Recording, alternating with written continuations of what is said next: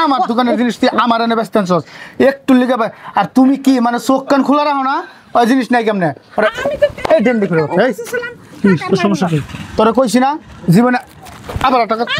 হ্যাঁ তোরা কইছি না এই ডেন্ডি টুন্ডি আটা ওটা খাই তুই আমার এই দোকানের আশেপাশে আইবি না হ্যাঁ কইছিলাম নি তোরে হালার পুত্রে মাইরা মাইরা কিছু করতে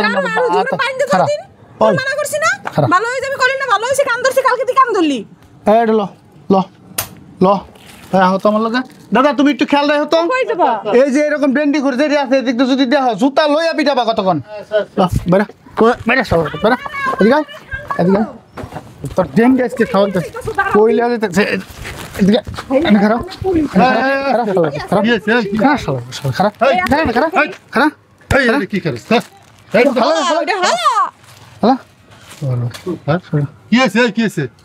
স্যার দেখেন মনে করেন আমার ওই যে বাঙ্গারের দোকানটা দেখছেন না ওই বাঙ্গারের দোকানটা আমার ও এই এলাকায় আশেপাশে যত মানুষের বাসা আছে চিপা চাপাতে যা পারে সব চুরি করে নিয়ে কয়েকদিন ধরে আমার দোকানের জিনিস চুরি করে নিয়ে আমার কাছেই ব্যস্ত হয় মানে চুরি করে তো আবার ওই যে দেখেন যে পলিথিনের ভিতরে বইরা কি খায় তো পুরো নেশা করে হয়ে গেছে রে তোরা আমি নিরাময় কেন্দ্রে দিয়েছিলাম না সারা বিলি কেন আবার আরম্ভ করছস ভালো হয়ে গেছি ভালো হয়ে গেছে আজকে তোর ধরে নিছে কি তুই ভালো হয়ে গেছে ধরে নিছে কি আরে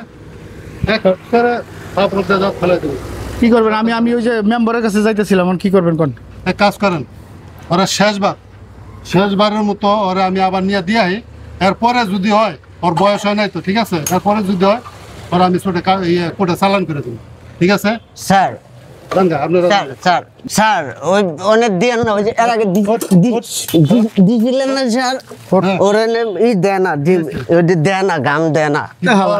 তোর বাপের বাড়ি তুই অনেক গাম মানে তোরা গাম দিব মানে তো ঠিক করে সব মতো পোলানো ঠিক করে তোরা গাম দিব কি আরে না মনে করেন যে এগুলো আবি যাবি না খায় যদি বোতল তোর টুকায় মুখায় না দেয় আমার যদি 20 টাকার বোতল দেয় ওর আমি 30 টাকা দিই কি লিগে যে গরিব মানুষ টুকায় মানুষ জায়গা করা ডাল ভাত খাগা এ হালার পুত্র করে করি না খায় আটা কিনে খায় স্যার ওরে মারপিটের কটা থেকে ওরে রিহাবে ভর্তি করে দেন আচ্ছা ঠিক আছে কাজ করি আপনারা জান যাও আর আমি ই করে দিই রিহাবে ভর্তি করে দিই রিহাবে যাই ডাল ভাত খাবা ভালো হয়ে যাবে হেন গেলে